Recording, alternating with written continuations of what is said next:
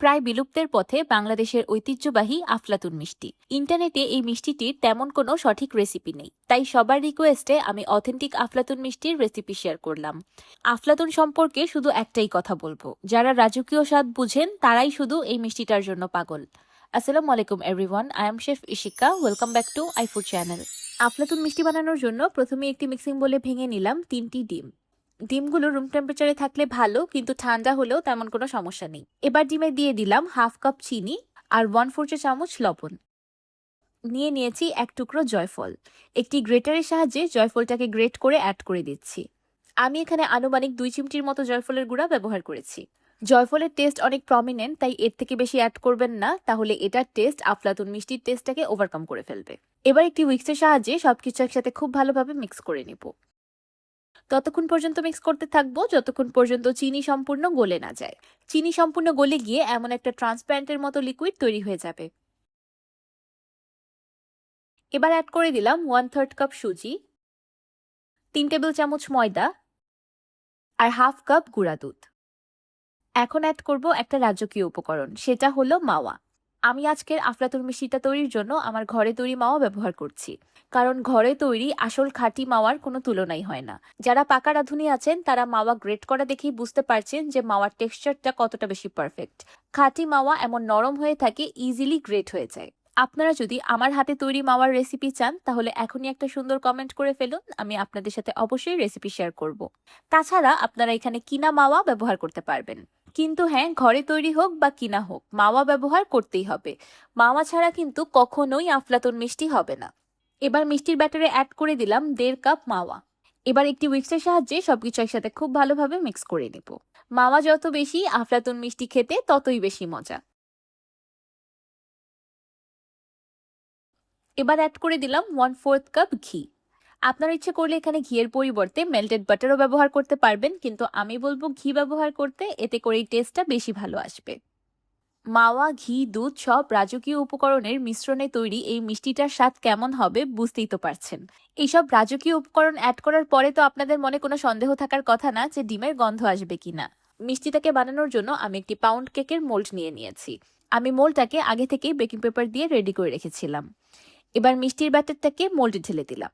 আপনাদের হাতের কাছে এমন পাউন্ড কেকের মোল্ড অ্যাভেলেবেল না থাকলে আপনারা রাউন্ড বা স্কোয়ার মোল্ডও ইউজ করতে পারেন। তাছাড়া এখানে যে কোনো স্টিলের বাটি বা প্লেটও ব্যবহার করা যাবে। এবার প্রিহিটেড ওভেনে 180 ডিগ্রি সেলসিয়াসে মিষ্টিটাকে বেক করে নিব 40 মিনিটের মতো। ওভেন স্পেসিফিকেশন অনুযায়ী টাইম অ্যান্ড টেম্পারেচার ভ্যারি করতে পারে।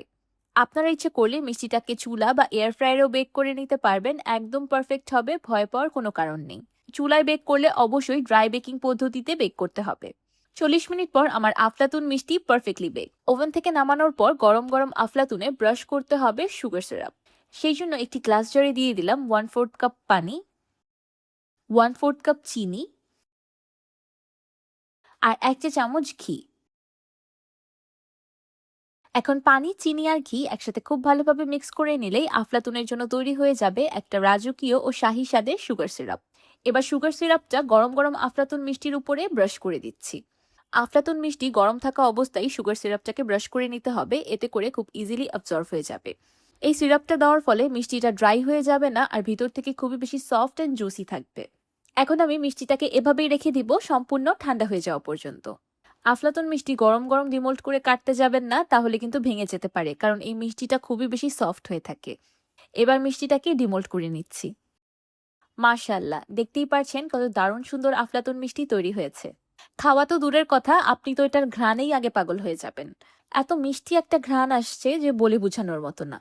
এখন আমি আফলাতুন মিষ্টিটাকে আমার পছন্দ মতো কেটে নিব। কাটা দেখেই বুঝতে পারছেন মিষ্টিটা কতটা বেশি সফট হয়েছে। আপনারা যারা আগে কখনো আফলাতুন মিষ্টি খাননি আর এই ভিডিওটা দেখতে দেখতে ধারণা করছেন এই মিষ্টিটা খেতে অনেকটা কেকের মতোই লাগবে, তাদের বলতে চাই আপনাদের ধারণা কিন্তু একদমই ভুল। আফলাতুন মিষ্টির স্বাদ বাংলাদেশি কোনো মিষ্টির সাথে বা কেকের সাথে একদমই মেলে না। এই মিষ্টির স্বাদ খুবই আলাদা, যেটা আপনি একবার না খেলে কখনোই বুঝতে পারবেন না। কাটার পর যদি মিষ্টিটা ভিতর থেকে বেশি ড্রাই মনে হয় তাহলে আরও সুগার সিরাপ ব্রাশ করে দিতে পারেন। উপর থেকে কিছু বাদাম দিয়ে দিচ্ছি, এতে করে মিষ্টিগুলো দেখতে যেমন সুন্দর লাগবে, খেতেও কিন্তু আরও বেশি মজা লাগবে। আফলাতুন মিষ্টির কথাই আলাদা, সবকিছু একদম রাজকীয়ভাবে করা হয়। নামটা যেমন রাজকীয়, দেখতে তেমন রাজকীয়, আর খেতে তো পুরাই রাজকীয়। একদম শাহী ফ্লেভারের একটা অতুলনীয় স্বাদের মিষ্টি। যারা আফলাতুন মিষ্টি খেয়েছেন তারা এই মিষ্টিটার জন্য এতটাই পাগল, খুঁজে খুঁজে হলেও এই মিষ্টি তারা কিনে খান। কিন্তু এখন থেকে কষ্ট করে খুঁজে কিনে খেতে হবে না, আমার রেসিপি ফলো করে বাসায় খুব ইজিলি তৈরি করে ফেলতে পারবেন। আর যারা কখনো আফলাতুন মিষ্টি খাননি তাদের বলবো এখনো কেন বসে আছেন, উঠুন, এই মিষ্টিটা একবার বানিয়ে খান, আপনি প্রেমে পড়তে বাধ্য। যারা বাসা থেকে হোমমেড ফুড বা মিষ্টির বিজনেস করেন তারাও এই রেসিপিটা ফলো করে খুব ইজিলি মিষ্টি সেল করতে পারেন। প্রথমেই বলেছিলাম ইন্টারনেটে এই আফলাতুন মিষ্টির তেমন কোনো সঠিক রেসিপি নেই, তাই আশা করছি আমার আজকের এই রেসিপিটা আপনাদের অনেক কাজে আসবে। আমার আজকের এই রাজকীয় শাহী স্বাদের অথেন্টিক আফলাতুন মিষ্টির রেসিপিটি আপনাদের কাছে কেমন লাগলো আমাকে অবশ্যই কমেন্ট করে জানাবেন। ভিডিওটি ভালো লাগলে একটি লাইক দিবেন আর আমার চ্যানেল সাবস্ক্রাইব করে আমার চ্যানেলের পাশেই থাকবেন। আল্লাহ হাফেজ।